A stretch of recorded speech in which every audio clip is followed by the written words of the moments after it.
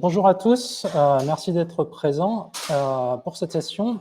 Et dans cette session, on va parler de comment crafter son infra sur Azure.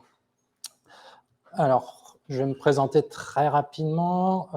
Donc, je suis Sylvain Martinez, je suis consultant chez Selensa. Bon, j'ai des certifs, tout ça, mais moi, j'ai été développeur pendant une très grande partie de ma carrière. J'ai fait 10 ans de développement, donc du dev back. Par contre, je ne connais rien au front. J'ai dérivé vers l'architecture et ensuite j'ai encore redérivé vers le DevOps. Et aujourd'hui, j'interviens principalement en tant que DevOps. Et ça fait à peu près 7 ans que je travaille sur le cloud Azure. Donc j'ai commencé relativement tôt et ça m'a permis de voir pas mal de choses. Et beaucoup de choses que je vais vous présenter aujourd'hui sont plutôt des retours d'expérience, de choses que j'ai apprises plus ou moins dans la douleur, souvent dans la douleur, dans mes différentes expériences. Donc, qu'est-ce qu'on va voir aujourd'hui dans cette session? On va voir aujourd'hui, quand on parle de déploiement d'infra dans le cloud et de toutes les promesses du cloud en général, il y a plein de choses. Il y a le fait de pouvoir créer, dimensionner, adapter la charge, scaler en automatique, popper, dropper des environnements à la volée avec une durée de vie éphémère. Tout ça, ça fait partie des promesses et c'est ce qu'on attend d'un cloud public aujourd'hui. Il y a une partie des éléments de réponse qui ont été apportés par l'infra as code. Pas rentrer dans le débat des outils, mais l'infra as code a apporté beaucoup de choses à ce niveau-là, énormément de choses. Par contre, ça a aussi ses limites. Ça ne peut pas se suffire pour répondre à toutes ces attentes-là. On est obligé de rajouter d'autres choses. Il y a d'autres aspects qu'il faut prendre en compte pour arriver à atteindre ces objectifs. Et dans ces choses-là, on va retrouver plusieurs choses qui sont issues c'est pour ça que j'ai appelé ça crafter son infrastructure.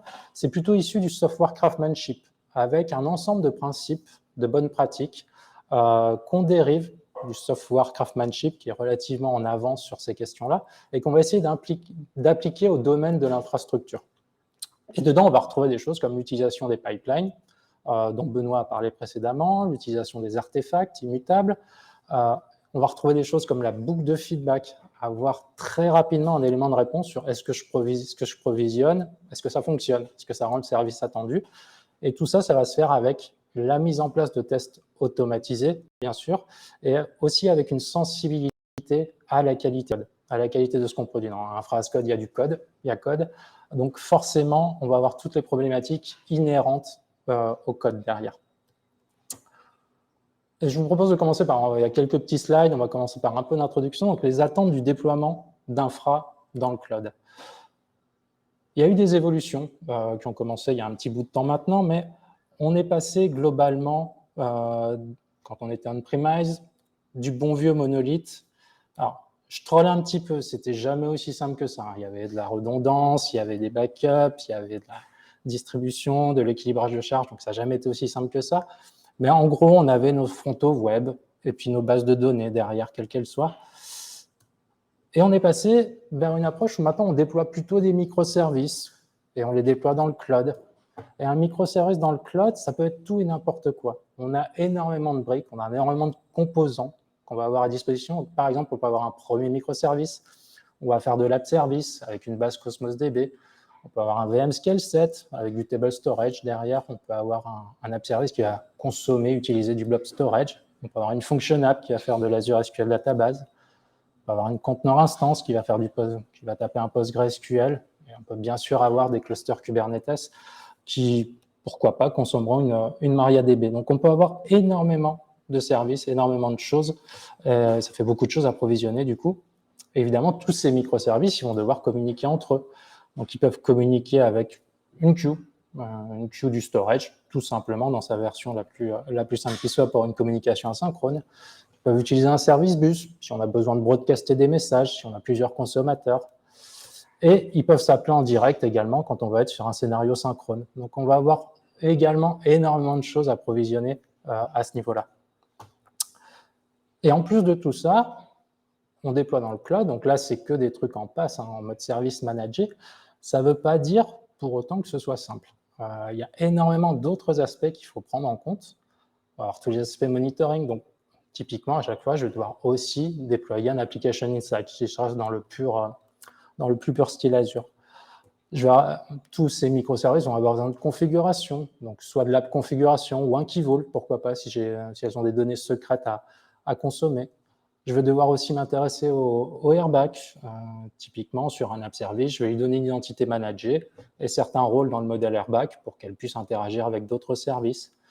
Je vais devoir penser au log, donc rajouter aussi un log analytics en plus et exporter mes logs et mes diag settings vers ce log analytics. Les diagnostic settings, justement, donc mes logs applicatifs, mes logs d'infra, je vais devoir les exporter. Je vais devoir aussi penser aux tags. Comment je vais taguer mes ressources? Aujourd'hui, une bonne démarche FinOps passe aussi par le fait de taguer ses ressources efficacement. Et même d'un point de vue plus gouvernance, on va dire, avoir une hygiène de tag sur ces ressources, c'est ce qui permet de mettre en place une gouvernance efficace au niveau de ces données. Et bien évidemment, le petit dernier, mais pas des moindres, tous les aspects réseau. Je vais devoir intégrer ça dans du VNet, faire de la VNet intégration, faire de l'ingress, poser mes private endpoints, penser à ma résolution DNS. Donc, il y a énormément de choses qui viennent avec le déploiement d'infrastructures, qu'on soit dans une approche IaaS ou dans une approche PaaS. J'insiste vraiment, le PaaS, c'est pas que j'ai plus d'infra, hein. C'est que j'ai une infra qui est managée, mais ça ne me soustrait pas d'un ensemble de contraintes que je vais devoir prendre en compte dans mes déploiements. Et il y a aussi un autre aspect, c'est qu'avant, on avait son dev, puis après, quand on était bon en dev, on passait sur sa prod. Aujourd'hui, on ne fonctionne plus comme ça. On passe de la dev, on va avoir un premier environnement de recettes, puis un environnement de démo, d'intégration, du AT, de pré-prod, et l'imagination est sans fin, hein. Sky is the limit. UAT1, UAT2, UAT3, pré-prod, post-prod, pré-démo, enfin bref, ça peut s'envoler dans tous les sens. Et évidemment, en plus, tous ces environnements-là n'ont pas la même durée de vie. Donc, on va avoir des choses qui sont éphémères, des environnements qu'on va provisionner à un instant T parce qu'on va en avoir besoin.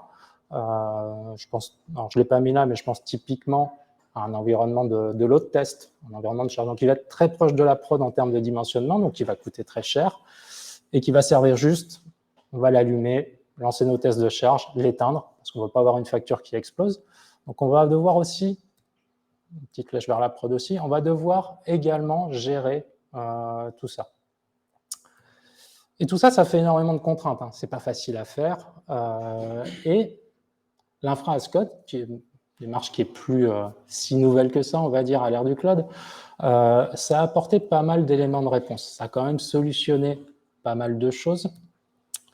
Parce que si on se place dans un monde où l'infra as code n'existe pas et qu'on faisait ça sans tous ces outils-là, finalement, on a quoi comme moyen à disposition? On a le portail Azure. Je ne vais pas débattre sur pourquoi on ne peut pas faire tout ça via le portail. Ce n'est pas possible, ce n'est pas humainement faisable. Enfin, voilà, on n'a pas besoin d'en débattre très très longtemps. Et on peut aussi faire du scripting. On va très bien utiliser du PowerShell ou de la Z-Cli pour provisionner toutes ces ressources-là. Alors, je parle de scripting et je ne le mets pas dans les outils d'infra as code parce que le script, pour moi, et d'une, ça fait énormément de code à maintenir quand on a plusieurs services à déployer qui sont dépendants entre eux. Donc, il faut gérer aussi un autre aspect qui est l'idempotence. Faire de l'idempotence en scripting, il faut être courageux. J'adore PowerShell, je kiffe ce langage, mais franchement, je ne le ferai pas, hein. C'est des dizaines de milliers de lignes de code, de cas à prévoir, parce qu'on est dans une démarche, on fait de l'impératif. Je dois d'abord créer mon VNet, et ensuite je crée mes subnets. Mais si le nom de mon VNet a changé, comment je fais? Je dois dropper. Mais, bref, ça devient ingérable. Et donc, pour moi, ça ne rentre pas dans la catégorie infra as code. Et j'ai encore le même slide. Et on revient dans notre monde où on a de l'infra as code. Donc, il y a plusieurs outils d'infra as code, hein. Ils vont tous respecter le même cahier des charges au final, que ce soit les ARM templates ou Biceps, que ce soit Terraform, que ce soit Pulumi. Je mets que ceux-là, il y en a d'autres aussi, on pourrait mettre Ansible dedans également. Mais ils vont tous avoir comme point commun, ils sont déclaratifs. On quitte le monde de l'impératif, on va focuser sur qu'est-ce qu'on veut déployer, pas comment on va le déployer. Ça, on va en laisser la gestion à ces outils, justement, qui vont savoir quelles API d'Azure il faut appeler. Et donc, on passe sur du déclaratif. Et donc, les dizaines de milliers de lignes de code PowerShell ou AZCli, on peut les oublier. Et ils vont être idempotents. On va pouvoir déployer plusieurs fois le même template, peu importe l'étape précédente de l'infrastructure. Hein. Je déploie mon infra, je relance mon même template, j'aurai le même résultat. C'est aussi un élément extrêmement important et c'est quelque chose qui a beaucoup aidé. Mais l'IAC, ce n'est pas suffisant. On ne peut pas se dire, j'ai un template, c'est bon, je peux faire tout ce qu'on a vu, je peux déployer, supprimer. Ce n'est pas suffisant. Et forcément, dans une vie de DevOps comme la mienne, on rencontre ce truc-là extrêmement fréquemment, chez beaucoup de clients chez lesquels on intervient. C'est les personnes disent, j'ai un template, où il est dans un repo? Bien sûr que non. Ouais. Il est dans un file share quelque part, il est sur mon poste, bref, on ne sait pas où il est. Imaginons, on arrive à le récupérer, ce qui est déjà une bonne chose en soi, mais je n'ai pas le SPN, moi je n'ai pas de droit avec mon identité pour déployer, il me faudra le service principal à utiliser, mais c'est lequel? Je ne sais pas. Je peux avoir ses credentials? Non. Et aussi, il y a forcément de la configuration. Mes différents environnements, ils ont leur fichier de conf, alors que ce soit du JSON, DTF, var, bref, peu importe, ça dépend de l'outil. Mais ces fichiers de configuration, ils sont où aussi? Parce que je vais en avoir besoin. Et tout ça,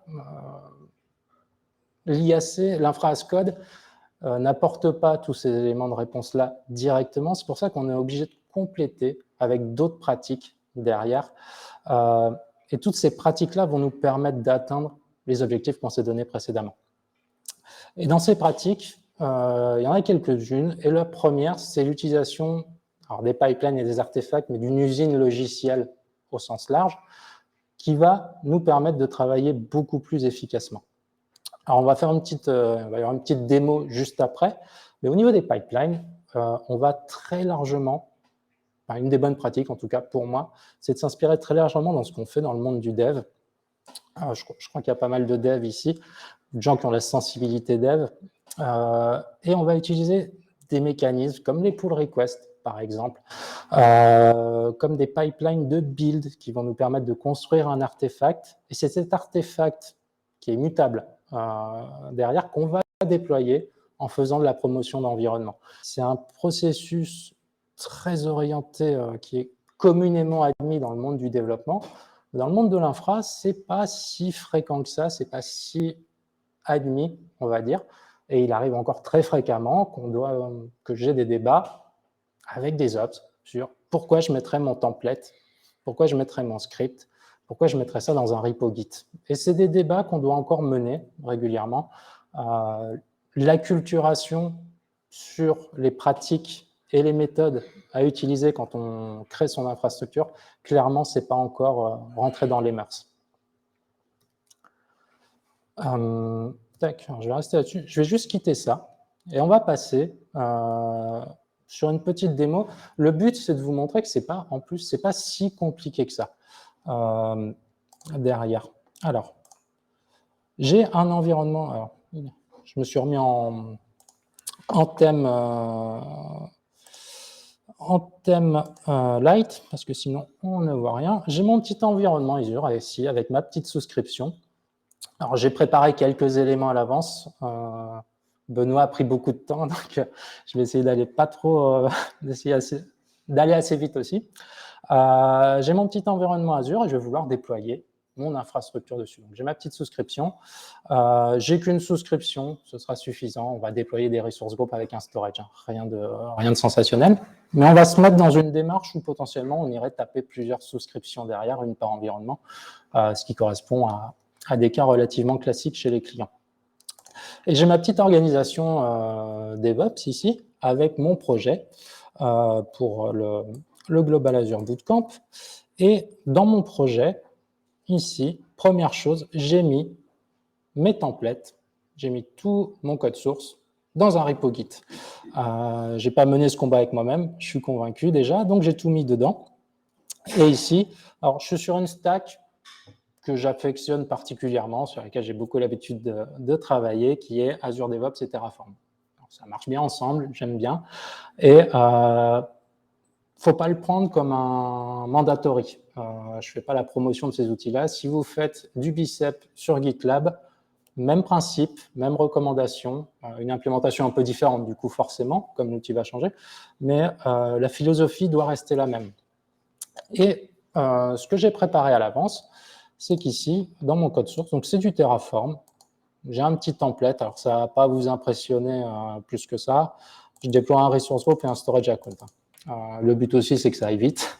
Donc, j'ai juste déployé ces deux ressources-là. Et à partir de là, j'essaie de travailler comme je le faisais quand j'étais développeur. C'est-à-dire que j'ai plusieurs branches. J'ai ma main. Ma main, c'est celle qui va partir en production. J'ai ma dev, qui va servir à déployer mon environnement de dev. Et dev et main sont protégés. Je n'ai pas le droit d'écrire dessus. Je les ai protégés avec un mécanisme de pull request. Et sur dev, en plus, quand je vais vouloir lancer une pull request, ici, j'ai un pipeline qui va se lancer automatiquement pour ne pas pouvoir écrire dessus directement, pour avoir une validation du code, de ce qui va être poussé dessus et ce qui partira en production derrière. Alors, je vais juste faire un petit exemple ici. Admettons, tac. Je vais juste créer, je vais le remettre sur dev, je vais juste me créer une petite branche. Feature. Some minor update, voilà, par exemple. Alors, je vais juste modifier le readme histoire de déclencher le pipeline et qu'on voit un petit peu les différentes étapes qui vont se mettre en place ici. Tac. Infra démo. Tac. C'est un key changer. Et je vais juste committer ça. Je vais ajouter. Hop. Committer ça. Ça. Hop. Je suis désolé, mon terminal est resté en fond sombre. Mais on ne va pas rester longtemps dessus. Je vais pousser ça. Tac. Hop. Oh. Ah là là. Ces DevOps, ils ne sont jamais prêts. Alors, juste le temps de rebrancher, de reprendre un peu de batterie. Hop. Ah, parfait. Il faudra décompter ça sur le temps de Benoît, bien sûr. Hop. Tac. Donc là, j'ai commité. Hop. Ici, je vais rafraîchir. Et j'ai ma petite branche qui est arrivée. Ici, some minor update. Et je vais créer une pull request derrière. Tac. Alors, je ne merge pas dans main, je vais essayer de merger ça dans dev. Je vais la créer ici. Et j'ai configuré ça pour que à chaque fois, alors déjà, j'ai un mécanisme de pull request, donc je me suis accordé les droits d'approuver mes propres PR. C'est une démo, je suis tout seul, je vais être un peu bloqué sinon. Mais déjà, on va pouvoir, comme on le ferait avec du code applicatif, si on faisait du développement, on va pouvoir revoir les modifications ici, les valider, les challenger, et bien sûr. Et également, on va avoir un pipeline qui va se lancer ici. Alors pour l'instant, on est dans la version minimaliste du pipeline. Qu'est-ce que ça va faire? Alors, ça lint un peu de code, mais on y reviendra plus tard. D'ailleurs, il y a toutes les étapes, mais la version minimaliste, c'est j'essaie de déployer une infrastructure, un environnement de test éphémère avec mon template Terraform. Juste pour vérifier que je vais réussir à déployer, que mon template est valide, que je n'ai pas d'erreur dedans. Si on fait encore une fois le parallèle avec le monde du développement, si on s'arrête à ça, c'est ça compile, ça ne va pas plus loin que ça. C'est pas inutile, c'est très perfectible, ça apporte un peu de valeur, mais ça en pourrait en apporter beaucoup plus, et c'est ce qu'on verra un petit peu plus tard dans les différentes étapes. Alors, comme le pipeline, j'ai qu'un seul agent, c'est un agent hosté, je prends mon tour dans la file d'attente à chaque fois. Je vais juste vous montrer le résultat ici. Je commence par faire un destroy de mon infrastructure.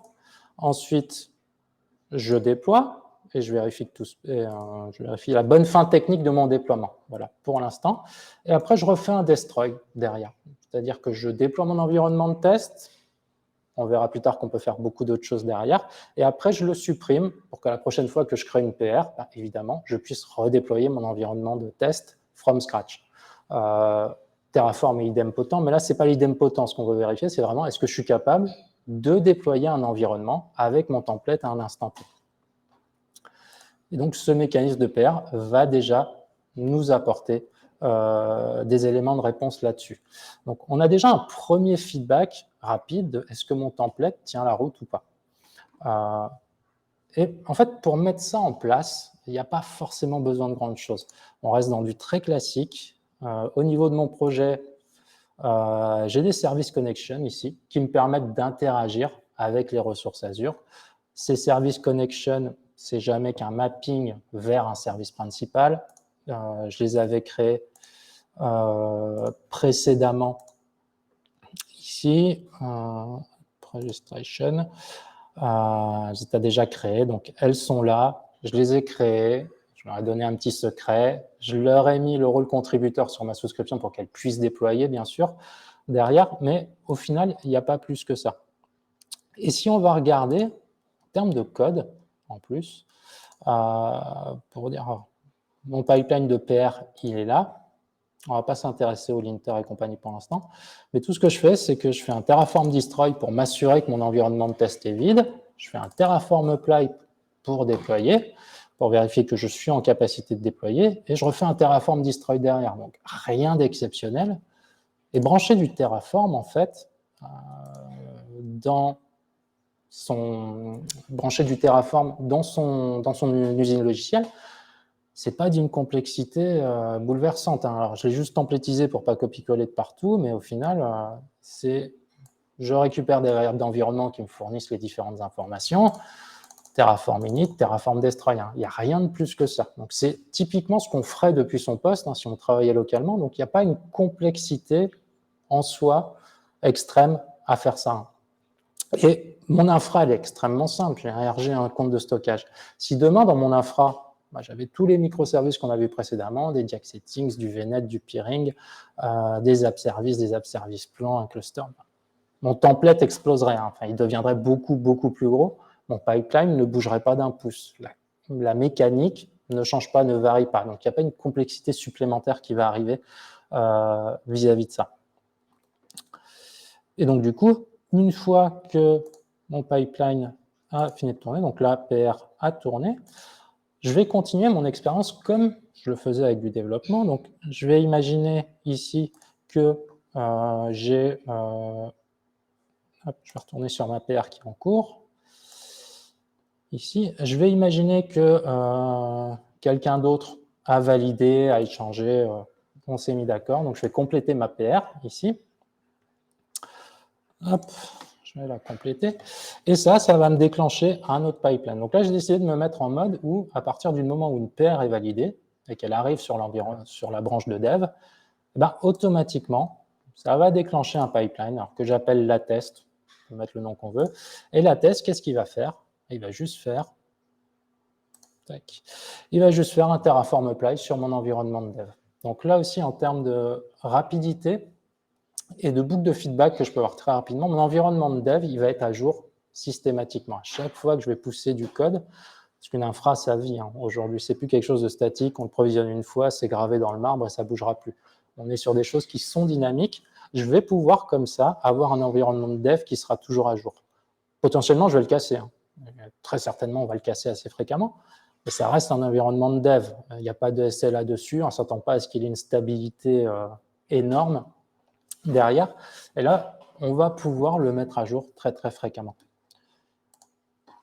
Et une fois que j'ai fait ça, on va imaginer qu'il y a une équipe applicative qui ensuite a poussé sa solution dessus, qui a testé et qui s'est dit c'est bon, ça marche, top. Qu'est-ce qu'on va faire? Je ne vais pas aller sur le portail pour créer des ressources et différentes choses. Je vais juste recréer une pull request ici. Hop, et cette fois-ci, ma branche de dev, que j'estime être bien maintenant, je vais la merger sur ma branche main. Donc, je vais la créer. Pareil, là, on peut encore une fois refaire une relecture de code, revérifier ce qu'on va pousser. Et là, je vais compléter ma PR directement. Alors, il y a un autre pipeline qui va se déclencher, et c'est mon pipeline de build. Et ce pipeline de build, alors, il est bébête complètement. Ici, ce pipeline de build, il va juste me créer un artefact. Et un artefact, quand on déploie de l'infra en Terraform, c'est quoi? C'est juste un zip avec le code source Terraform et les TF-var. Ça n'est rien de plus que ça. Donc, c'est extrêmement bébête. Par contre, ça a un avantage énorme, c'est que cet artefact est immutable. J'ai figé mon code d'infrastructure à un instant T. Je pourrais poser un tag, je pourrais faire du sémantique versionning dessus, je pourrais faire plein de choses. Mais là, j'ai posé juste un artefact immutable. Donc, je sais que quand je vais déployer ça, cet artefact-là qui a été validé en dev, c'est celui-là que je vais pousser sur tous mes environnements successifs derrière jusqu'à la production. Donc, ce pipeline il est rapide à tourner. Donc là, il m'a créé mon artefact. Et au final, ce que je vais faire, c'est que j'ai un dernier pipeline, le pipeline de release, qui lui va me permettre, du coup, de déployer cet artefact ici. Alors, on le voit ici dans les ressources, c'est l'artefact produit par mon pipeline de build que je vais réutiliser. Ici, alors la release, elle est déclenchée à la main uniquement. Et là, je vais pouvoir déployer. Alors, pour l'instant, j'ai que la prod. On va mettre un autre environnement après. Mais j'ai que la prod. Et là, je vais juste encore une fois me servir d'Azure DevOps. Donc, on n'a pas besoin non plus d'un outillage extrêmement avec beaucoup de choses. Il y a juste Azure DevOps et Terraform pour l'instant. Donc, c'est très, très simple. Et je vais juste, du coup, comment est-ce qu'on déploie du Terraform en production derrière? On ne va pas faire un apply sauvage directement. On va plutôt commencer par un plan. Ce n'est pas parce qu'on déploie de façon automatisée qu'on doit faire n'importe quoi. Donc, je vais juste commencer par un plan. Parce que Terraform, c'est idempotent, mais ça ne fait pas semblant sur l'idempotence. Ça y va à fond, vous renommez une ressource, il va faire un drop create. Si vous décidez, par exemple, de renommer une database, drop create, et puis là, plus de data, plus rien. Donc, il faut quand même le manipuler avec un petit peu de précaution. Donc, ce qu'on va faire, c'est qu'on va commencer par faire un plan ici. Ce petit plan, alors, comme j'avais déjà déployé, il me dit qu'il n'y a pas de change, mais si c'était la première fois que je déployais, il me dirait, je vais créer ça, je vais créer plein de choses. Et après le plan, on va juste se mettre en attente pour que quelqu'un d'habilité, quel qu'il soit, ça se configure ici au niveau des environnements, donc sur mon environnement de prod, je l'avais créé par avance aussi.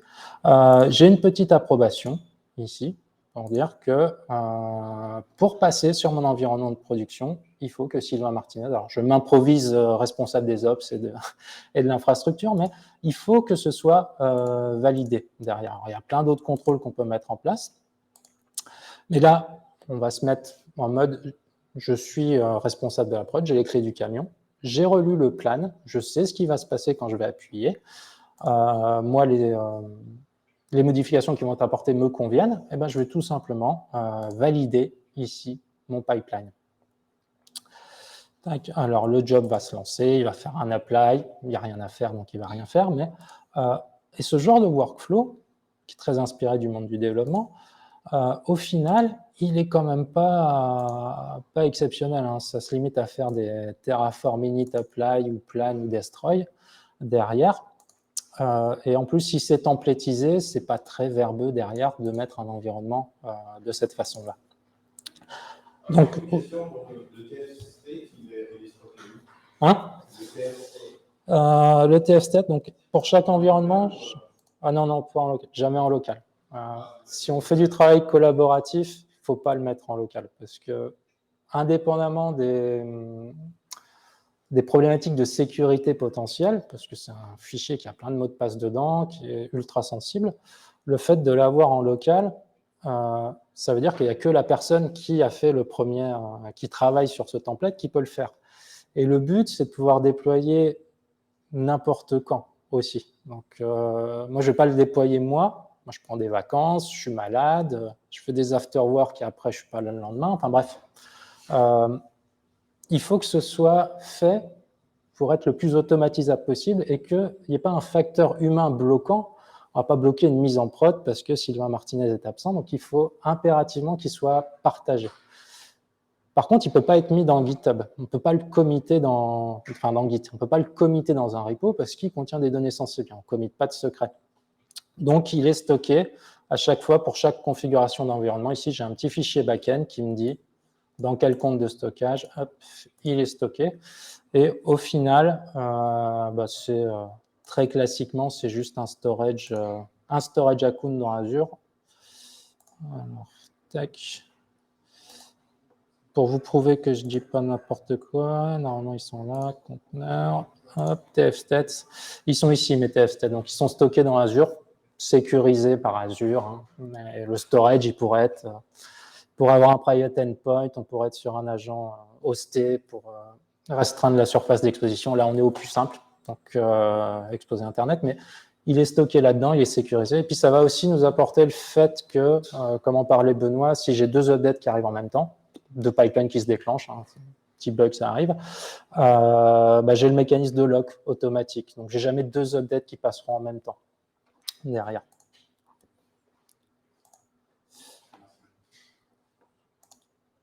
Et donc là j'ai déjà apporté de la valeur. Je suis capable de provisionner un environnement, de le mettre à jour, d'avoir une première boucle de feedback, pas idéale, mais c'est déjà pas si mal. J'ai déjà, rien qu'en faisant ça, et ce n'est pas extrêmement compliqué à faire, j'ai déjà apporté de la valeur avec ça. Tac. Désolé, c'est reparti. Tac. Hop. Mais comme je suis un éternel insatisfait, c'est bien, mais on pourrait faire mieux. On pourrait quand même aller plus loin. Déjà, ces workflows, c'est déjà bien.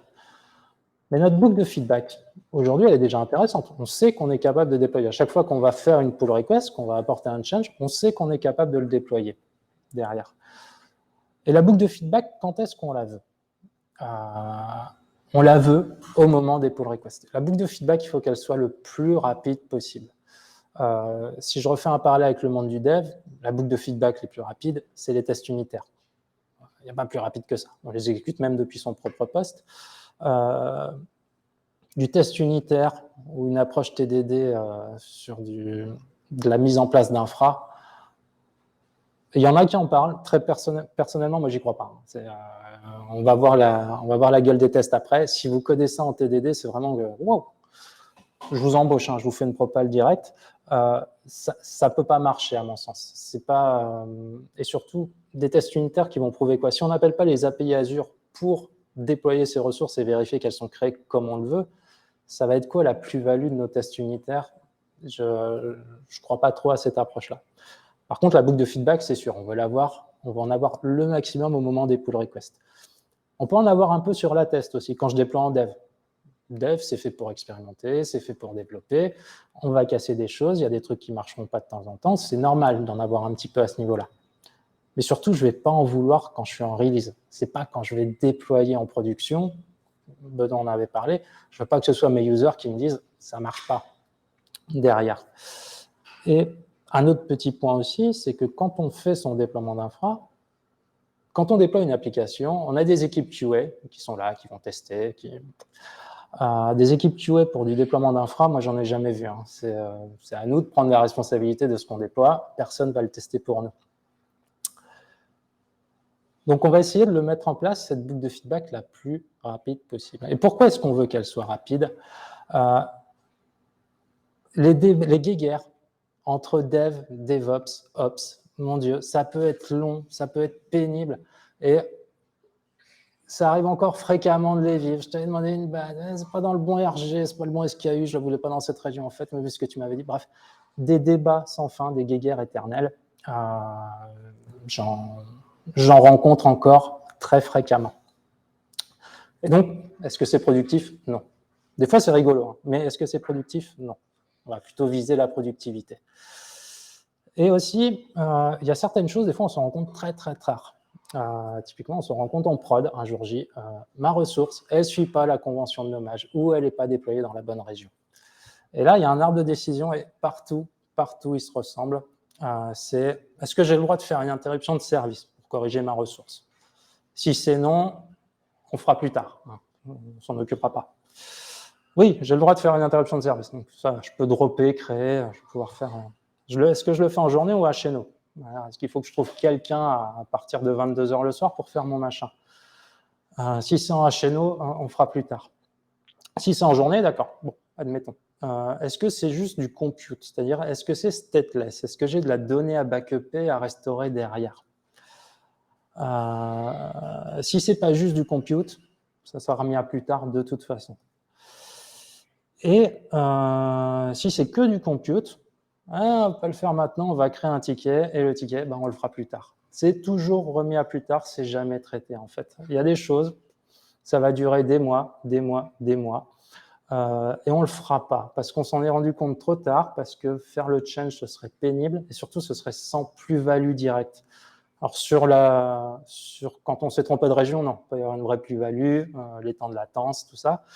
Si c'est juste une convention de nommage qui n'est pas respectée, ce ne sera jamais fait. C'est pour ça qu'il faut essayer de s'en rendre compte le plus tôt possible. Et comment on peut faire ça? Ça passe aussi par la mise en place de tests automatisés.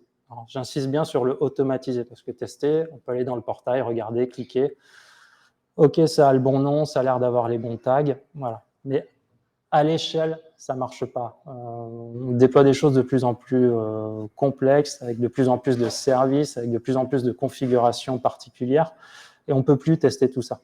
Aujourd'hui, on déploie des infras où il y a peut-être 30, 40, 50, 60 ressources qui ont chacune leur tag, qui ont chacune leur diagnostic setting qui sont envoyés. Vérifier tout ça à la mimine, c'est comme déployer via le portail, c'est juste pas faisable. Et pour faire ça, la mise en place de tests, alors, je vais reprendre ici mon petit pipeline. Alors, je me suis déjà créé une petite branche. Normalement, tac, je vais retourner dessus.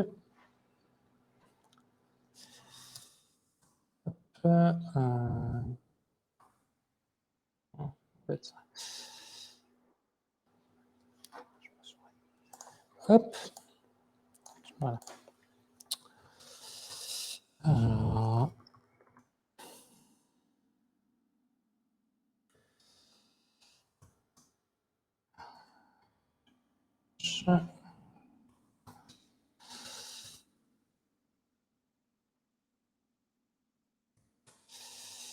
Hop, on est bien. Je vais me remettre sur celle-là. La mise en place de test, donc on va introduire un nouveau framework. Voilà, on n'en avait que deux. Là, on avait qu'Azure DevOps et Terraform. On va juste se permettre d'en rajouter un autre. Et moi, le framework que j'aime bien pour faire des tests, je suis team PowerShell pour toujours. Du coup, je fais mes tests en PowerShell. Et le framework que j'utilise, c'est Pester. Je ne sais pas si certains d'entre vous le connaissent ou le pratiquent déjà. Pester, ça permet d'écrire des tests dans une syntaxe relativement aisée.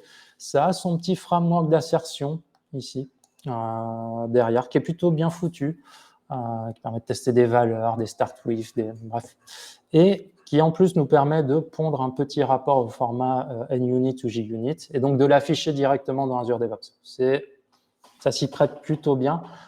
Il y a d'autres stacks, il y a d'autres outils qu'on peut utiliser. Il y a Kitchen, il y a Inspec, on peut faire ces tests avec la Z-CLI, on peut utiliser un SDK en Go, en Python, en Node, ce qu'on veut. Voilà. Moi, PowerShell, j'aime bien parce que c'est plutôt simple. Et un test d'infrastructure, là, ils ont l'air très bébêtes, mais ce n'est pas compliqué à écrire. Ici, dans mon pipeline, ce que je vais faire, je vais continuer à déployer, à supprimer mon environnement de test, puis à le déployer. Et avant de le supprimer, je vais lancer une batterie de tests automatisée. Ça va me permettre de vérifier ce que j'ai déployé. Et mes tests, ça va juste être, je récupère mon resource group, ici, que je suis censé avoir déployé, et je vais vérifier qu'il est déployé dans la bonne région, qu'il a bien les tags qu'il est censé avoir. Et pareil pour le storage account, je vais vérifier sa région, vérifier son SKU, je vais vérifier sa version de TLS, ami de la Sécu, oui, on est en 1.2, toujours. Et je vais pouvoir comme ça vérifier un ensemble de choses, un ensemble de faits. Ils ne sont jamais très compliqués, les tests d'infra. Ça peut devenir un peu plus chiadé quand on va faire du private endpoint et du machin, vérifier que Vérifier que quand on a un Diag Settings, il est bien exporté vers le log analytics qu'on veut. Ça peut devenir un peu plus verbeux, un peu plus compliqué, mais c'est jamais des choses extrêmement compliquées à faire. On n'aura jamais de mock dedans. Les mocks n'ont pas vraiment de sens ici. Mais voilà, à quoi ça ressemble des tests. C'est pas très, très compliqué à mettre en place. Et quand ça tourne, ces tests-là, ici, alors, je les ai déjà fait tourner, je vais me dépêcher. Ici, je les ai déjà fait tourner dans ma pipeline. Et ces tests-là, ici, je vais prendre celle-là qui est complète, ils sont lancés. Ils sont lancés à ce moment-là, ici dans mon pipeline, donc dans les run automatic tests. C'est là qu'ils sont lancés, donc entre le apply et le destroy. Ici, et je vais pouvoir, comme ça, directement avoir mon rapport de test qui va m'indiquer, alors par défaut, il me filtre que ceux qui ont raté, je vais tous les afficher, et je vais pouvoir, comme ça, me construire une première batterie de tests ici, et ma boucle de feedback, elle s'en retrouve encore réduite. Je vais pouvoir, comme ça, identifier tout un tas de dysfonctionnements directement. Et il y a d'autres choses qu'on peut ajouter dans notre boucle de feedback pour qu'elle soit le plus rapide possible. On fait du code, donc on peut faire de l'analyse statique de code. Et il y a des outils très bien pour faire ça. Et je suis short en time, donc je vais... hop. Ce qu'on peut brancher également, c'est tous ces outils d'analyse de code qui vont apporter de la valeur très rapidement.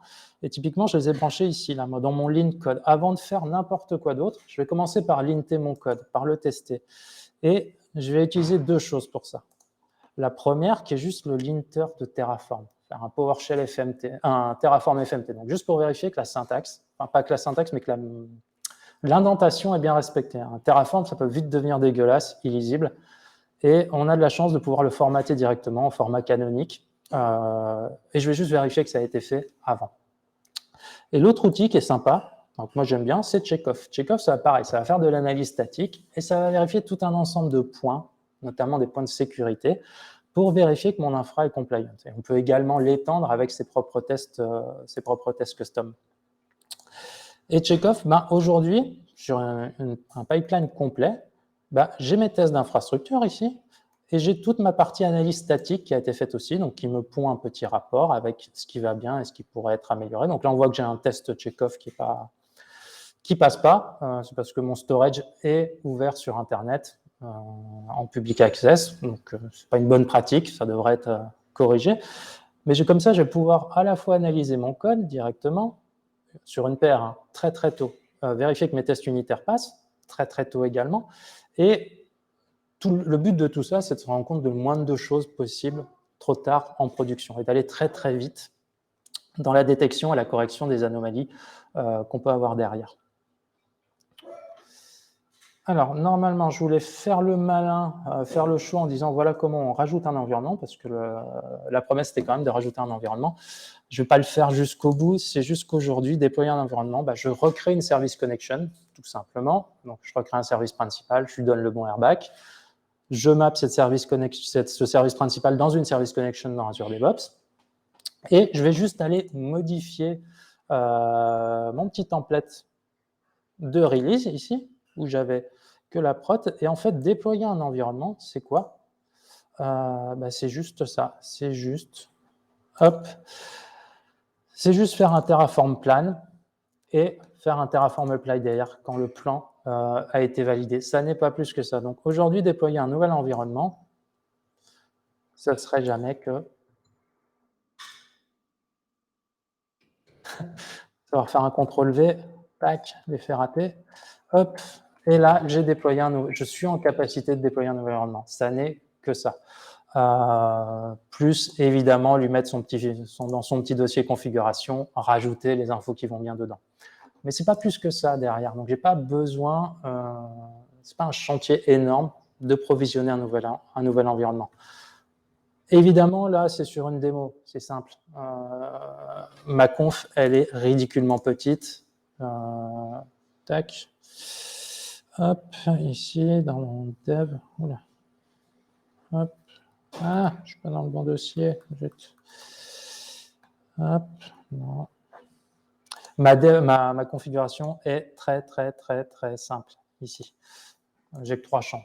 Potentiellement, je peux en avoir 5, 10, 15, 20. Ça peut grossir. Je peux avoir plus de services. Mon fichier de template, fatalement, il ne va pas rester aussi simple que ça. Mais toute la logique derrière restera la même. Et rajouter un environnement, ce ne sera jamais plus que ça. Tac. Et du coup, je vais m'arrêter là. 45 minutes. 5 minutes de questions-réponses. Alors, du coup, merci de m'avoir écouté. Puis, je ne sais pas s'il y a des questions. Oui, par rapport au test automatisé, ouais. En fait, comment on peut être sûr que la machine a démarré pour lancer les tests que la machine a En fait, moi, j'utilise... Comment être sûr si la ressource est disponible pour la tester je veux bien juste reprendre ma question avant, parce que du coup, je ne suis pas sûr d'avoir... Comment lancer les tests, démarrer les tests après que la ressource a démarré alors, là, on est sur du déploiement d'infra. Donc, la ressource, une fois qu'elle a été créée, provisionnée, de toute façon, Terraform sortira pas avant que l'API dise officiellement la ressource a été créée. Donc, il n'y a pas de collision possible là-dessus. Et après, du coup, ces tests, on va plutôt être sur le data plane d'Azure. Donc, ça va être vérifier que mon compte de stockage a été créé, ce genre de choses. C'est pas comme si on voulait tester des ressources qui avaient besoin de démarrer, qui avaient un warm-up ou compagnie. Là, on est sur du test d'infra, donc on n'est pas sur ce genre de scénario où on aurait besoin d'attente, un délai, par exemple, derrière.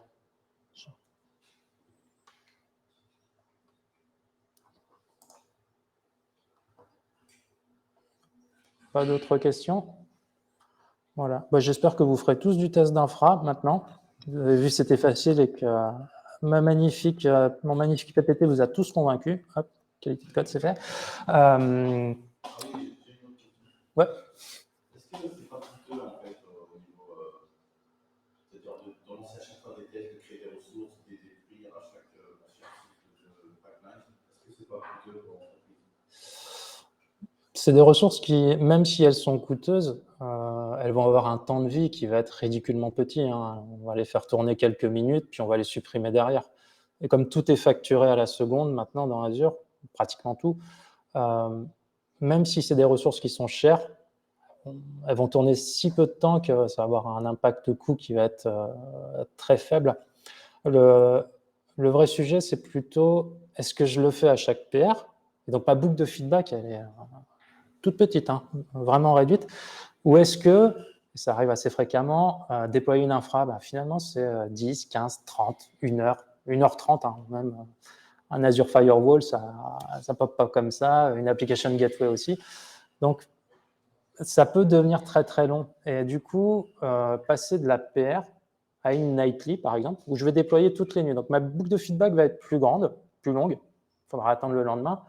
Mais ça peut devenir plus pertinent derrière, éventuellement, de passer sur ce modèle-là.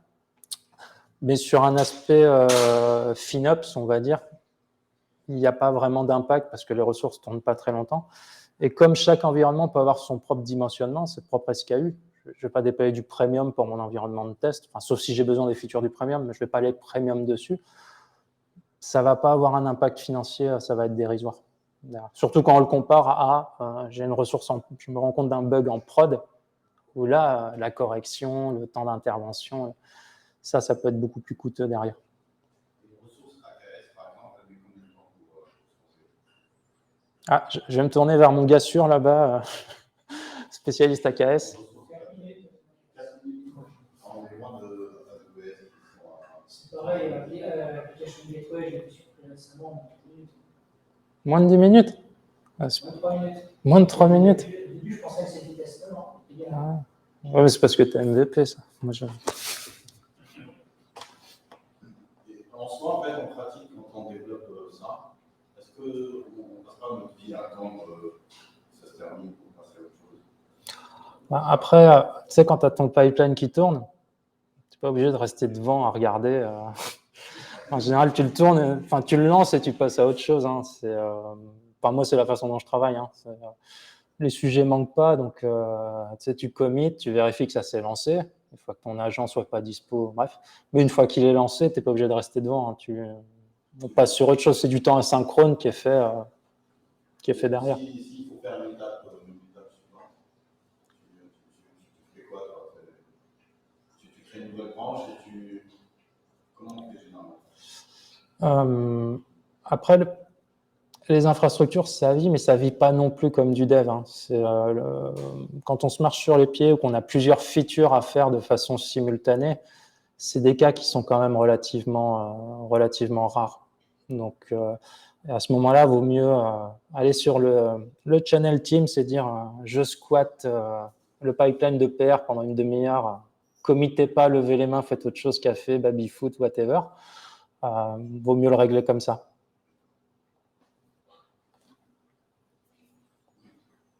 Il y a beaucoup de pièges, dans Terraform. Plein, il y en a plein. C'est génial, j'adore cet outil, mais il y a forcément des cas, ça devient compliqué, tordu, surtout quand on se met à faire des blocs dynamiques, des for each, des count 1 ou 0 en fonction d'une autre condition. Enfin, ça peut se complexifier, Terraform. Il n'y a pas de piège en lui-même, c'est juste ça reste du déclaratif, mais parfois on aimerait bien faire un peu genre c'est impératif, tu vois, un peu le piloter, machin, alors qu'il n'est pas du tout fait pour ça. Mais en soi, c'est pas piégeux. Faut juste aussi faire gaffe aux montées de version qui ont des breaking changes, que ce soit sur Terraform ou sur les providers. Hein. Mais il n'est pas plus piégeux que ça. Alors évidemment, le TF-state va se retrouver loqué, du coup les pipelines ne se lanceront plus. Enfin, c'est des choses qu'on rencontre fréquemment, mais c'est principalement des problèmes d'usage où typiquement j'ai une infra qui est terraformée. Mais j'ai Jean-Michel, je veux faire que via le portail qui te supprime des trucs ou qui change des machins. Et finalement, quand le template repasse, bam, explosion, feu d'artifice. C'est plutôt ces problèmes-là qu'on rencontre fréquemment. Et j'imagine si tu veux réduire encore plus le feedback, peut-être qu'il y aura des échos. On peut conseiller des hooks en local pour tester au préalable l'infra. Ça va vous même pousser sur le pipeline. C'est faisable, mais à ce moment-là, il faudrait que chaque développeur ait sa propre infra derrière pour ne pas marcher sur celle des autres. Et il y aurait la mutualisée, mais effectivement, c'est des choses qui peuvent être mises en place. Ouais. Mais il te faudrait ton infra dédié par développeur, du coup. Ouais. Workspace ou pas Workspace? Pas Workspace. Enfin, Terraform open source ou Oui. non, pas de Workspace. Workspace, ça fout les différents trucs dans le même TF-state. Moi, c'est ça qui me bloque. La ségrégation d'environnement, c'est une contrainte forte, oui, mais c'est quelque chose de mandatory. Donc, moi, je n'utilise pas les Workspace, ça ne m'a jamais manqué. Si j'ai plusieurs templates qui ont des cycles de vie différents, ils ont chacun leur TF-state et je n'utilise pas les Workspace pour ça. C'est clivant, hein, mais moi, je suis team pas Workspace. Ah.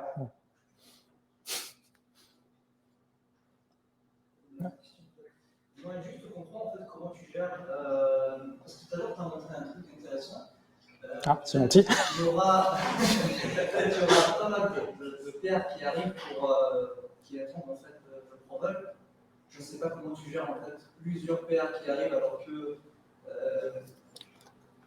par laquelle tu dois commencer en fait, à merger et lancer le Terraform Update. Les approvals, c'est pas sur la PR. Les approvals, c'est quand tu vas passer sur un environnement prod, pré-prod, UAT par exemple. C'est là où tu vas avoir un approval. Et des livraisons en UAT ou en pré-prod ou en prod, hein, c'est très rare qu'elles se marchent dessus. Hein. C'est des choses qui sont planifiées quand même à l'avance. Mais c'est pas des problématiques qu'on rencontre très fréquemment. Parce que encore une fois, on s'inspire du monde du développement applicatif. Et là, quand tu fais du dev, les pairs, ça peut balancer, tu peux en avoir plein. Et dans quel sens tu merges d'abord l'une après l'autre. Bref, sur de l'infra, on est quand même sur un cycle de vie qui est moins rapide. Des évolutions qui, certes, sont présentes, mais qui génèrent pas ce genre de problème. En tout cas, moi, je ne les ai pas rencontrés. Donc, ne les ayant pas rencontrés, je ne vais pas te dire comment il faudrait les adresser, mais c'est rare qu'on ait ce genre de problématique. Surtout qu'en en plus, souvent, c'est un DevOps qui s'occupe de l'infra d'un projet, ou même l'équipe projet en tant que telle, mais il y a le DevOps désigné, on va dire. Donc, c'est rare qu'on se marche dessus à ce niveau-là. Je propose de continuer les questions. Tu as fini la session pour Ouais. Ok. Continue la session dehors, prendre la pause, parce que ça se décale encore. Merci.